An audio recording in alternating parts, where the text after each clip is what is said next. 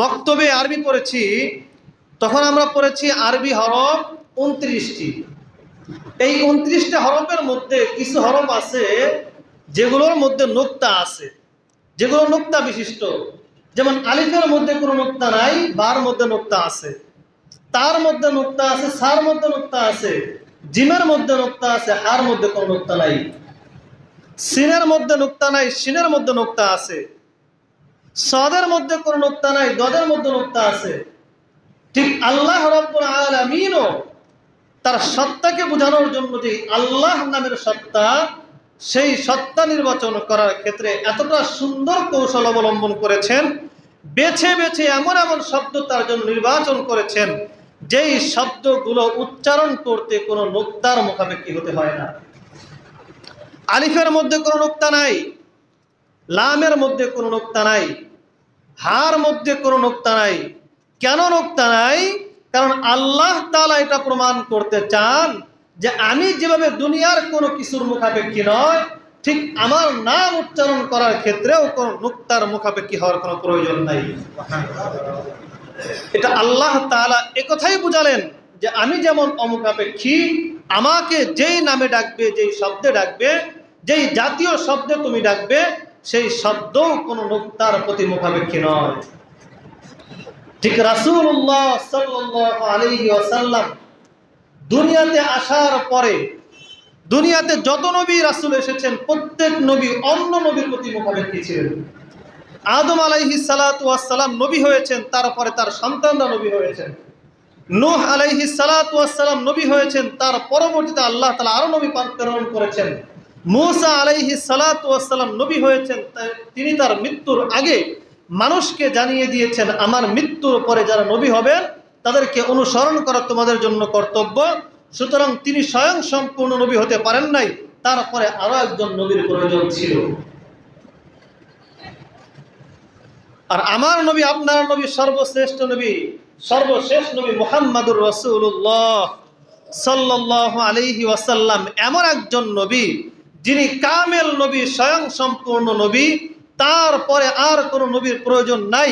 সুতরাং যেহেতু আমার নবী, আপনার নবী কামেল নবী, তারপরে অন্য কোনো নবী প্রয়োজন হবে না, যেহেতু আল্লাহ তাআলা তাকে পূর্ণাঙ্গ নবুয়তের সব কিছু দিয়ে প্রেরণ করেছেন। সুতরাং আল্লাহ তাআলা যেমন কারো প্রতি মুখাপেক্ষী নয়, নবী মুহাম্মাদুর রাসূলুল্লাহ সাল্লাল্লাহু আলাইহি ওয়াসাল্লাম নবুয়তের ক্ষেত্রে অন্য কারো মুখাপেক্ষী নয়। যদি হতেন, আল্লাহ তাআলা তার জবান দ্বারা কোন সুসংবাদ এবং পরবর্তী কোন নবীকে অনুসরণ করার কথা আমাদেরকে শুনিয়ে দিতেন। যেহেতু শুনিয়ে দেন নাই, শব্দের মাঝে এমন কোন মার প্যাচ রাখেন নাই যেই শব্দের মাধ্যমে তারপরে নতুন করে কোন নবী আসার সম্ভাবনা এমনটা বোঝা যায়, এমন কোন শব্দ চয়নও তিনি করেন নাই। পক্ষান্তরে ঘোষণা করেছেন আনা খাতামুন নবিয়্যিন লা নাবিয়্যা বাদি, যে আমি হলাম সর্বশেষ নবী, আমার পরে, আমার মৃত্যুর পরে কোন ব্যক্তি নবী হতে পারে না। শব্দ চয়নের ক্ষেত্রে আল্লাহ রাব্বুল আলামিন প্রত্যেকটা নবীকে প্রেরণ করেছেন, তার কালিমার মধ্যে নুক্তাওয়ালা হরফ রেখেছেন। আদামু সফিউল্লাহ, এই সফিউল্লাহ যে শব্দ, এর মধ্যে ইয়া কি নুক্তাওয়ালা নুক্তাবিহীন? বলেন, ইয়ার মধ্যে নুক্তা আছে না নাই? খলিফাতুল্লাহ, এই খর মধ্যে নুক্তা আছে না নাই? মুসা, এই সার মধ্যে ইয়া, ইয়া সিনার পরে যে ইয়া, ইয়া কি নুক্তা ওয়ালা নুক্তাবিহীন? বলেন, নুক্তা ওয়ালা নুক্তাবিহীন। তাদের নামগুলোই প্রমাণ করে তারা অন্যের প্রতি মুখাপেক্ষী। আর আমার নবী, আপনার নবী মুহাম্মদ, এই মিম হা মিম দালের মধ্যে কোনো নুক্তাওয়ালা হরফ না থাকাই প্রমাণ করে তিনি তারপরে অন্য কোন নবীর মুখাপেক্ষী নয়। তাহলে এখন যদি বলা হয় মুহাম্মাদুর রাসূলুল্লাহ সাল্লাল্লাহু আলাইহি ওয়াসাল্লামের পরে আর কোন নবী আসবে, কথা বিশ্বাস করবেন? কেন বিশ্বাস করবেন না? কারণ আল্লাহর বক্তব্য মা কানা মুহাম্মাদুন আবা আহাদিন মির রিজালিকুম ওয়ালাকির রাসূলুল্লাহ ওয়া খাতামান নাবিয়্যিন, যে আমার নবী মুহাম্মদ ইনি সর্বশেষ নবী, এরপরে আর কোন নবী আসবে না। খাতাম বলা হয় এমন একটা জিনিস যেটাকে সম্পূর্ণরূপে প্যাকেটজাত করে স্টিকার মেরে সিলমোহর মেরে দেওয়া হয়। আমার নবী মুহাম্মদুর রাসূলুল্লাহ, আপনার নবী মুহাম্মদুর রাসূলুল্লাহ, শেষ জামানার নবী মুহাম্মদুর রাসূলুল্লাহ সাল্লাল্লাহু আলাইহি ওয়াসাল্লাম তার শানে এই খাতাম শব্দ ব্যবহার করে আল্লাহ রাব্বুল আলামিন এই জাতিকে, দুনিয়াবাসীকে এই মেসেজ দিয়েছেন যে এই মুহাম্মদ, এই আব্দুল্লাহর পুত্র, আরবের নবী, ইনি সর্বশেষ নবী। প্যাকেটজাত করার পরে সিলমোহর মেরে দিয়েছি। সুতরাং সিলমোহর মারার পরে ওই পণ্যের মধ্যে যেমন হাত দেওয়া যায় না, নবুয়াতের ক্ষেত্রে, রিসালাতের ক্ষেত্রে আমি সর্বশেষ নবী মুহাম্মদকে খাতাম হিসেবে গ্রহণ করেছি। এরপরে নতুন করে কোন নবী আর দুনিয়াতে আগমন করবেন না। কিন্তু আমরা এটাও জানি রাসূলুল্লাহ সাল্লাল্লাহু আলাইহি ওয়াসাল্লামের হাদিস যে অচিরেই আমার এই উম্মতের মধ্যে এক শ্রেণীর লোক বের হবে যারা নিজেদেরকে নবী বলে দাবি করবে। রাসূলুল্লাহ সাল্লাল্লাহু আলাইহি ওয়াসাল্লাম এই হাদিস যখন বর্ণনা করেন তখন ওই হাদিসের দ্বিতীয় অংশে বলেন, আনা খাতামুন নাবিয়্যিন লা নাবিয়্যা বাদি। ও দুনিয়ার মানুষ, মিথ্যাবাদী অনেক নবুয়তের দাবিদার দুনিয়াতে আগমন করবে, তবে শুনে রাখো, আনা খাতামুন নাবিয়্যিন, আমি মুহাম্মদ সর্বশেষ নবী, লা নাবিয়্যা বাদি, আমার পরে কোনো নবী দুনিয়াতে আগমন করবে না। যদি কেউ আগমন করে আর দাবি করে, চোখ বন্ধ করে আমার এই হাদিস কোরআনের সেই আয়াতের উপর বিশ্বাস স্থাপন করে বলে দিবে তো মিথ্যু। আমাদের এই নিকটবর্তী সময়ে আমাদের পার্শ্ববর্তী রাষ্ট্র, যেটা এক সময় আমাদের পুরো অঞ্চলটাই একত্র ছিল, সেই ভারতের গুরুদাসপুর, পাঞ্জাবের গুরুদাসপুর অঞ্চলের কাদিয়ান নামক একজন এলাকায় একজন ব্যক্তি নিজেকে নবী বলে দাবি করে। তার যুক্তি হলো, হযরত ঈসা আলাইহিস সালাতু ওয়াস সালাম তার জাতিকে সতর্ক করে বলেছিলেন। আল্লাহ তাআলা বলেন, ওয়াইদ ক্বালা ঈসা ইবনু মারইয়াম ইয়া বনি ইসরাঈল ইন্নী রাসূলুল্লাহি ইলাইকুম মুসাদ্দিকাল লিমা বাইনা ইয়াদাইয়া মিনাত তাওরাহ ওয়া মুবাশশিরান বিরাসূল ইয়াতি মিন বাদি ইসমুহু আহমদ। হে আমার জাতি, আল্লাহ রাব্বুল আলামিন আমি ঈসা আলাইহিস সালাতু ওয়াস সালামের উপর যেই তাওরাত আল্লাহ তাআলা নাজিল করেছেন সেখান থেকে আমি তোমাদেরকে সতর্ক করে দিচ্ছি, আমি তোমাদেরকে সুসংবাদ দিচ্ছি, আমার ইন্তেকালের পরে একজন ব্যক্তি আসবেন, একজন নবী আসবেন, মিন বাদি ইসমুহু আহমদ, যার নাম হবে আহমদ। আমার আপনার নবীর মুহাম্মদের অপর নাম কি? আমার আপনার নবীর নাম কি? শুধুমাত্র মুহাম্মদ নয়, নবীর আরো যা নাম আছে তার মধ্যে অন্যতম একটা নাম হলো আহমদ। এই আয়াত প্রমাণ করে যে ঈসা আলাইহিস সালাতু ওয়াস সালামের ইন্তেকালের পরে দুনিয়াতে আরো একজন নবী আসবেন যার নাম হবে আহমদ। এই আহমদ অন্য কোন আহমদ নয়, এই আহমদ হলেন আমার আপনার নবী, আব্দুল্লাহর ঔরসে জন্মগ্রহণ করা নবী, আরবের ভূখণ্ডে জন্মগ্রহণ করা নবী, কুরাইশ বংশে জন্মগ্রহণ করা নবী, আব্দুল মুত্তালিবের নাতি নবী, আবু তালেবের ভাতিজা নবী, আমার আপনার নবী মুহাম্মদুর রাসূলুল্লাহ সাল্লাল্লাহু আলাইহি ওয়াসাল্লাম। এই আয়াতের উদ্দেশিত ব্যক্তি হলেন মুহাম্মদুর রাসূলুল্লাহ। কিন্তু ওই ভারতের পাঞ্জাবের গুরুদাসপুরের কাদিয়ান নামক স্থানে জন্মগ্রহণ করা গোলাম আহমদের বক্তব্য হলো, এই আয়াতের মধ্যে যাকে আহমদ বলে সাব্যস্ত করা হয়েছে সেই আহমদ হলাম আমি, গোলাম আহমদ বলেন নাউজুবিল্লাহ। এখন এজন্য তিনি মানুষের মাঝে নবুয়তের দাবি প্রচার করে বেড়ান। তো যখন তার সামনে মোকাবেলা হলো, তাকে জিজ্ঞাসা করা হলো, দুনিয়াতে যত নবী আগমন করেছেন, পৃথিবীর শুরু থেকে নিয়ে যত নবী আগমন করেছেন, প্রত্যেক নবীর নাম মুফরাদ। প্রত্যেক নবীর নাম কি? একটু বুঝিয়ে দেব, বলেন প্রত্যেক নবীর নাম কি? মুফরাদ, এক শব্দ এক বাক্য বিশিষ্ট। এখন মুহাম্মদ এটা কি এক বাক্য বিশিষ্ট না একাধিক বাক্য বিশিষ্ট? বলেন, এক বাক্য বিশিষ্ট না একাধিক বাক্য বিশিষ্ট? মুসা, ঈসা, আদম, নূহ, যত নবী আল্লাহ তাআলা দুনিয়াতে প্রেরণ করেছেন প্রত্যেক নবীকে আল্লাহ তাআলা এক বাক্য বিশিষ্ট নাম দিয়েছেন। মুহাম্মদ কোন সন্ধি অর্থাৎ এক শব্দকে, এক বাক্যকে আরেক বাক্যের সাথে মিলিয়ে কোনো শব্দ নয়। স্বয়ং এক শব্দেই মুহাম্মদ, এক শব্দেই মূসা, এক শব্দেই ঈসা, এক শব্দেই আদম, এক শব্দেই নূহ, এক শব্দেই ইব্রাহিম, এক শব্দেই ইসমাইল। কোন নবীর আগে পিছে মুজফ মুজফ ইলাইহি নাই, অর্থাৎ একটাকে আরেকটার সাথে মিলানো কোনো শব্দ নাই। কিন্তু ওই গুরদাসপুরে কাদিয়ান নামক এলাকায় জন্মগ্রহণ করা ব্যক্তির নাম গোলাম আহমদ। এখানে শব্দ এক না একাধিক? এক নাম্বার দলিল হলো দুনিয়াতে যত নবী আগমন করেছেন তাদের প্রত্যেকের নাম ছিল মুফরাদ, এক শব্দ বিশিষ্ট, কোন শব্দ মুরাক্কাব ছিল না। কোন নবীর ইতিহাস, কোন নবীর নাম আপনি এমন পাবেন না যেই নবীর নাম ছিল মুরাক্কাব, অর্থাৎ একাধিক বাক্য বিশিষ্ট কোন শব্দ। তাকে যখন বলা হলো তোমার নামের শুরু তো গোলাম শব্দ আছে, অথচ পৃথিবীর ইতিহাসে কোন ব্যক্তি, কোন নবীর নাম একাধিক শব্দ বিশিষ্ট ছিল না, একাধিক বাক্য বিশিষ্ট ছিল না, তাহলে তোমার নামের শুরুতে গোলাম আছে, সেটার কি হালত হবে? তার জবাব ছিল, আমার নামের শুরুতে যেই গোলাম, আমি যদি সেই গোলাম শব্দ কেটে দেই তাহলে আমার নাম হয় আহমদ। সুতরাং আল্লাহ তাআলা যেই আহমদের কথা বলেছে সেই আহমদ হলাম আমি, গোলাম আহমদ। বলেন নাউজুবিল্লাহ। এটা একটা বাচ্চাও বুঝে একটা হাস্যকর কথা।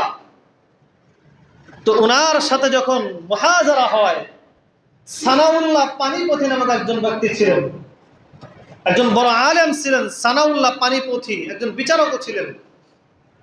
তো ওনাকে যে বলা হলো, ওনার সাথে যখন এই মোকাবেলা হয় তখন উনি এই কথার জবাবে বলেছিলেন, যদি গোলাম শব্দ কেটে দেওয়ার পরে আহমদ শব্দ টিকে যাওয়ার কারণে তোর মতো বদমাইশ নবী হতে পারে, তাহলে শুনে রাখ আমার নামের পুরো নাম হচ্ছে সানাউল্লাহ। আমি যদি সানা শব্দ বাদ দিয়ে দেই আমার নাম আল্লাহ হয়ে যায়। সুতরাং শুনে রাখ, আমি আল্লাহ যদি তোকে নবুয়ত না দিয়ে থাকি তুই নবুয়ত পেলি কোথায়? ওর যুক্তি ওর বিরুদ্ধে। সুতরাং তার নাম সানাউল্লাহ, যে সানা শব্দকে বাদ দেওয়া হয়, বেশি থাকে আল্লাহ। সুতরাং আমি তোকে তো নবুয়ত কোনোদিন নবুয়তের, আমি তোকে নবুয়ত দেই নাই, তুই নবুয়ত পাইলি কোথায়? দেখেন দুনিয়াতে যত নবী আগমন করেছেন কোন নবী মাতাল ছিলেন না, মানসিক রোগে রোগী ছিলেন না। তারা এমন কোন কাজ করেন নাই যেই কাজের দ্বারা জাতি তাকে নিয়ে হাসাহাসি করতে পারে। পৃথিবীর ইতিহাসে কোন নবীর মৃত্যু এমন স্থানে হয় নাই যেই জায়গা না পায়। কিন্তু গোলাম আহমদ কাদিয়ানীর জীবনী খুলে দেখেন, তার মৃত্যু সংঘটিত হয়েছে বাথরুমে পড়ে। ডায়রিয়া হওয়ার পরে বাথরুম করতে করতে বাথরুমের মধ্যে তার মৃত্যু হয়েছে। অথচ পৃথিবীর ইতিহাস থেকে খুঁজেন, একদম সাইয়্যিদুনা আদম আলাইহিস সালাতু ওয়াস সালাম থেকে আমার আপনার নবী পর্যন্ত তালাশ করে দেখেন, এমন কোন নবী অতিবাহিত হয় নাই যার মৃত্যু কোন নাপাক জায়গায় সংঘটিত হয়েছে। আল্লাহ রাব্বুল আলামিন যেহেতু সে নবী নয়, সুতরাং তার মৃত্যুর শেষ হালতটাও আল্লাহ তাআলা ভালো কোনো জায়গায় করার নাই। তারা মানুষকে ধোঁকা দেয়, তারাও যে শব্দ ব্যবহার করে, এই কাদিয়ানী যারা সম্প্রদায়ের অন্তর্ভুক্ত, তারা মানুষকে যেই নেক্সট রোগে ধোঁকা দেয়, আমরা সাধারণ মানুষ অসচেতনতা বশত আমরা তাদেরকে চিনতে পারি না, চিনতে ভুল করি। আমাদের মধ্যে এমন মানুষও আছেন যাদের বক্তব্য হলো লা ইলাহা ইল্লাল্লাহ মুহাম্মাদুর রাসূলুল্লাহ সাল্লাল্লাহু আলাইহি ওয়াসাল্লাম, এই বাক্য যদি আমি পাঠ করি, আপনি পাঠ করি, তাহলে মুমিন হই। অথচ কোনো কাদিয়ানী সম্প্রদায়ের অন্তর্ভুক্ত ব্যক্তি যদি এই কালেমা পাঠ করে তাহলে তারা কাফের কেন? প্রশ্ন আসে না? এই প্রশ্নের আগে সর্বসম্মতিক্রমে সারা বিশ্বের উলামায়ে কেরামের একটা ফতোয়া আপনাদেরকে শোনানো দরকার। সারা বিশ্বের উলামায়ে কেরামের ফতোয়া হলো, কাদিয়ানী মতাদর্শে বিশ্বাসী ব্যক্তি সে যদি দাড়ি রাখে তবুও সে কাফের, যদি সে জুব্বা কুর্তা পরে তবুও সে কাফের, যদি সে নামাজ আদায় করে তবুও সে কাফের, যদি সে রোজা রাখে তবুও সে কাফের, যদি সে হজ করে তবুও সে কাফের।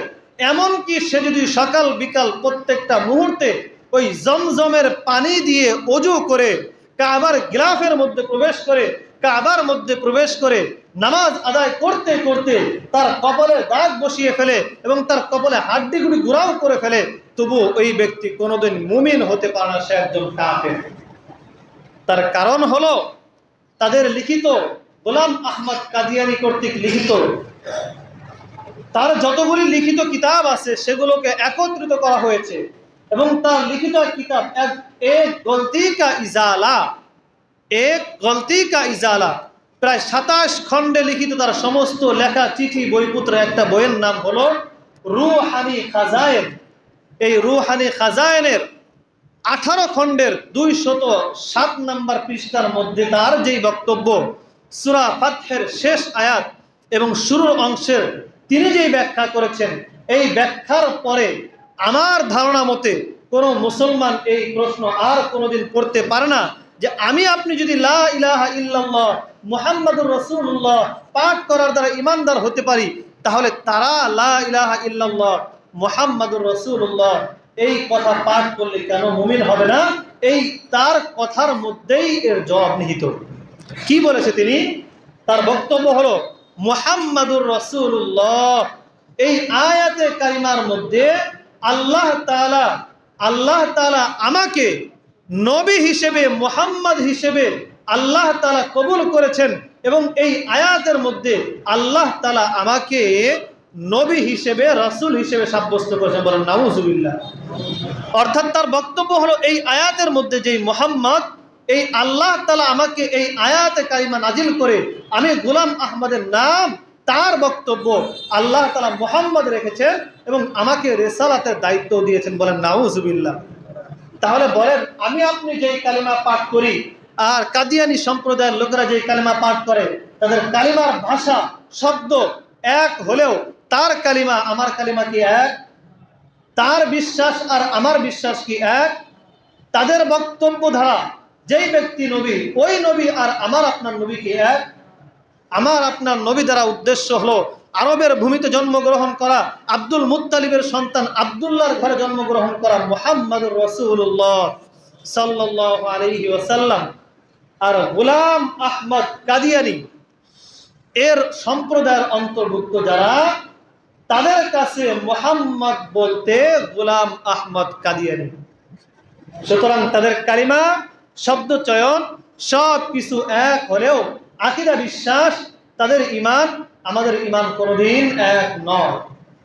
সুতরাং তারা যতবারই তাদের ওই মসজিদ নামক ওই ইবাদত গাহে, মসজিদ নামক সেই পূজা অর্চনা গুলাতে লা ইলাহা ইল্লাল্লাহ মুহাম্মাদুর রাসূলুল্লাহ লিখে রাখুক, হাজারবার তেলাওয়াত করুক, তবুও তাদের নবী আমাদের নবী এক নবী নয়।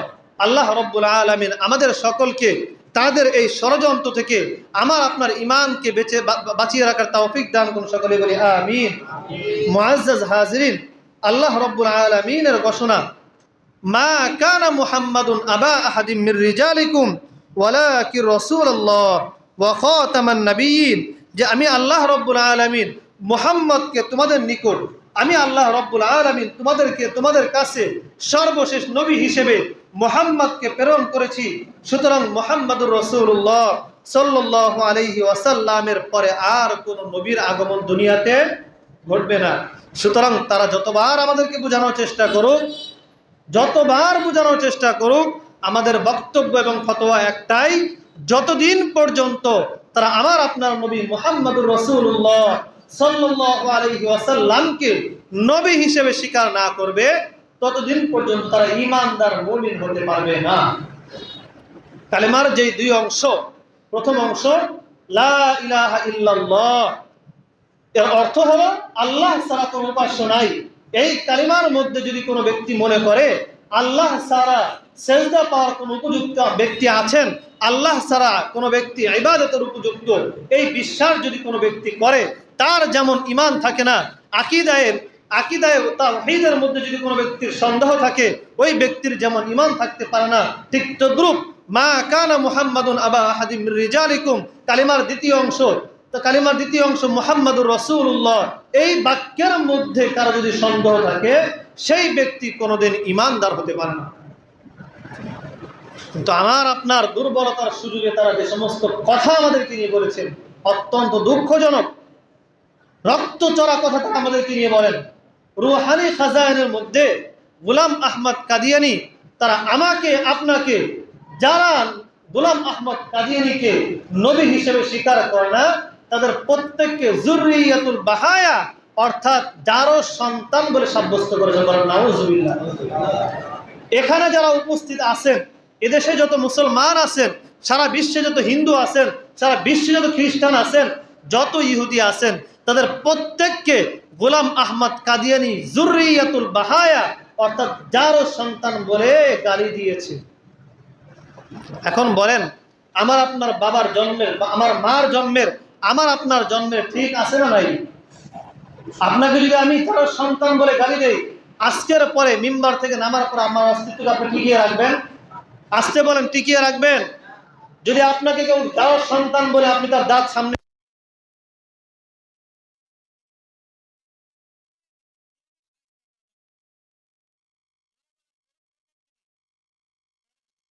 মুসলমানদেরকে তারা যারা সন্তান বলেন নাই, তার বক্তব্য হলো তাকে যারা নবী হিসেবে স্বীকার করে না, গোলাম আহমদকে যারা নবী হিসেবে স্বীকার করে না, চাই সে ইমানদার হোক, চাই সে কাফের হোক, চাই সে হিন্দু হোক, চাই সে ইহুদি হোক, সকলেই যুররিয়াতুল বাহায়া অর্থাৎ যারও সন্তান। এটা তো সহজ তর্জমা, যারও সন্তান। কিন্তু আরো যদি এই শব্দের ব্যাপক অর্থ নেওয়া হয়, অর্থ হবে বেশ্যার সন্তান। বলেন নাউজুবিল্লাহ। কাদেরকে বলা হয়? কাদেরকে বলা হয়? যারা অর্থের বিনিময়ে নিজের দেহটাকে বিক্রি করে। এখন বলেন, এই জমিনে বসে, এই জমিনে বসে তারা ইমানদারদেরকে যুররিয়াতুল বাহায়া বলে গালি দিবে, আর ইমানদার চুপচাপ বসে থাকবে, এটাকে আপনারা সহ্য করে নেবেন? আমাদের একটাই দাবি, এদেশে হিন্দু খ্রিস্টান বসবাস করুক, কোনো সমস্যা নাই। কোনো ব্যক্তি যদি জুসের বদলে মদ বিক্রি করে, প্রশাসন কি তাকে আদর করবে না জেলে পুরবে? জোরে বলেন, জেলে পুরবে না আদর করবে? কেন? সে যে মদ বিক্রি করে, বাংলাদেশ সরকার তাকে যদি লাইসেন্স দেয়, তার মদ বিক্রি করা এতে কোনো অপরাধ না। যদি সে লাইসেন্স করে দেয়, মদ বিক্রি করা অপরাধ নয়। কিন্তু কোনো ব্যক্তি যদি জুসের লাইসেন্স নিয়ে মদ বিক্রি করে, তাকে কি বাঁচিয়ে রাখবে না জেলখানায় আবদ্ধ করবে? সুতরাং তারা কাফের, এটা আমাদের দাবি নয়, এটা রাসূলুল্লাহ সাল্লাল্লাহু আলাইহি ওয়াসাল্লামের নবুয়তের দাবি। যদি ইমানদার হয়ে থাকি, আমাদের প্রত্যেকের প্রাণের দাবি, জানের দাবি, যদি আমরা যারও সন্তান না হয়ে আমার বাবার, আমার মার সুসন্তান হয়ে থাকি, আমাদের প্রত্যেকের দাবি, যারা আমাদেরকে জারজ বলে তারা কাফের, তারা স্বয়ং নিজেরাই জারজ সন্তান। ঠিক কিনা বলেন? এদেশে কাফের মুশরিকরা বসবাস করবে, কোনো সমস্যা নাই। হিন্দুরা তাদের ধর্মালয়ে গিয়ে, তাদের উপাসনায় গিয়ে ধর্ম পালন করবে, কোনো সমস্যা নাই। খ্রিস্টানরা গির্জার মধ্যে গিয়ে উপাসনা করবে, কোনো সমস্যা নাই। মুসলমানরা মসজিদে এসে তাদের ধর্মীয় অনুষ্ঠান পালন করবে, কোনো সমস্যা নাই।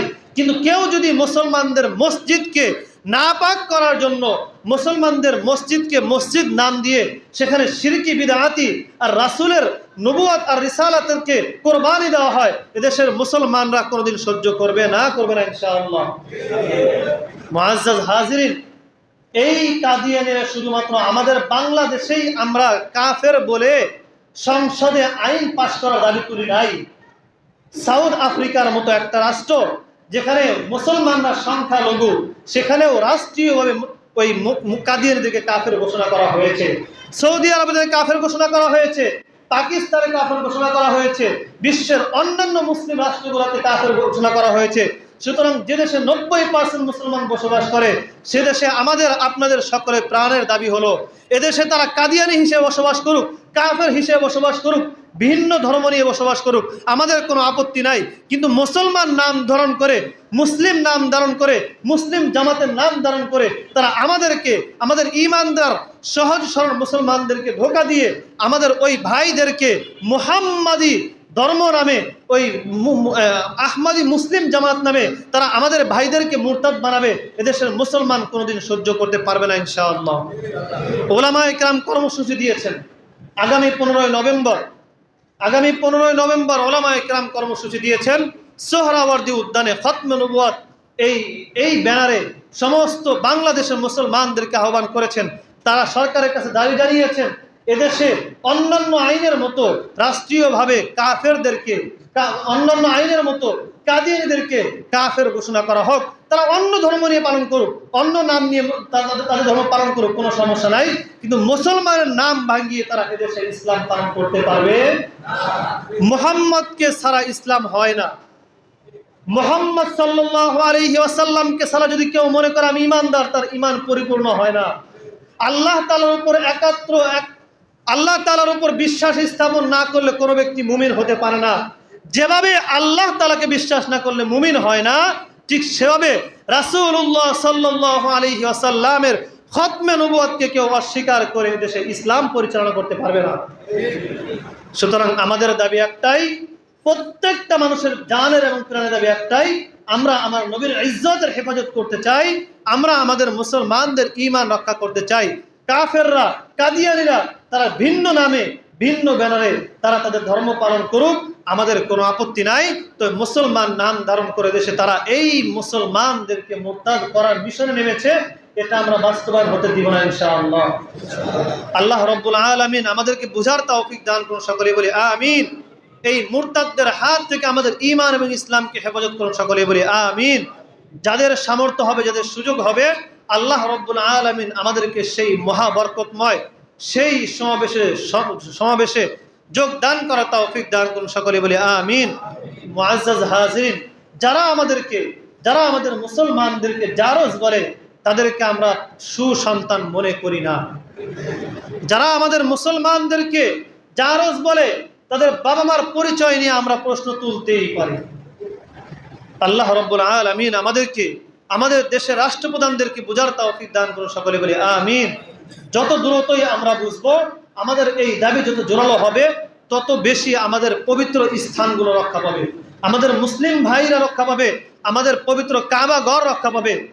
বারাআতুম মিনাল্লাহি ওয়া রাসূলিহি ইলাল্লাযিনা আহাদতুম মিনাল মুশরিকিন, আল্লাহ রাব্বুল আলামিন এই আয়াতে কারিমা নাজিল করার পরে ওই কাবার যেই চত্বর, পবিত্র ভূমি, মক্কার যেই পবিত্র ভূমি, সেখানে আল্লাহ রাব্বুল আলামিনের আদেশ, এই আয়াত নাজিল হওয়ার পরে রাসূলুল্লাহ সাল্লাল্লাহু আলাইহি ওয়াসাল্লাম হিজাজ থেকে, মক্কার অঞ্চল থেকে কাফের মুশরিকদেরকে বিতাড়িত করেছিলেন।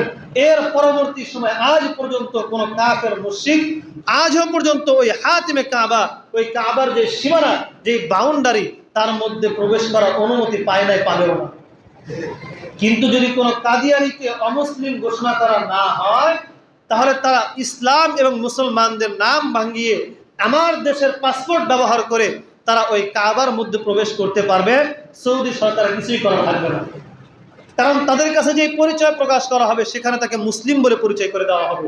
কারণ কাদিয়ানীরাও এদেশের অসংখ্য বুদ্ধিজীবী মনে করে তারাও আমাদের মতো মুমিন, তারাও আমাদের মতো কাফের। সুতরাং শুরুতেই বলেছি, তাদের মুহাম্মদ দ্বারা উদ্দেশ্য গোলাম আহমদ, আর আমাদের মুহাম্মদ দ্বারা উদ্দেশ্য আব্দুল মুত্তালিবের সন্তান আব্দুল্লাহর ঘরে জন্ম নেওয়া মুহাম্মদুর রাসূলুল্লাহ সাল্লাল্লাহু আলাইহি ওয়াসাল্লাম। সুতরাং তাদের মুহাম্মদ আর আমাদের মুহাম্মদ এক নয়, কালিমার বাক্য এক হলেও তাদের কালিমা আর আমাদের কালিমা এক নয়। আল্লাহ রাব্বুল আলামিন আমাদেরকে বুঝার এবং সহি সমঝ নিয়ে সুন্দর ইমানদার হিসেবে কবুল করুন, সকলে বলি আমিন। আল্লাহ রাব্বুল আলামিন আমাদের দেশকে, আমাদের জাতিকে হেফাজত করুন, সকলে বলি আমিন।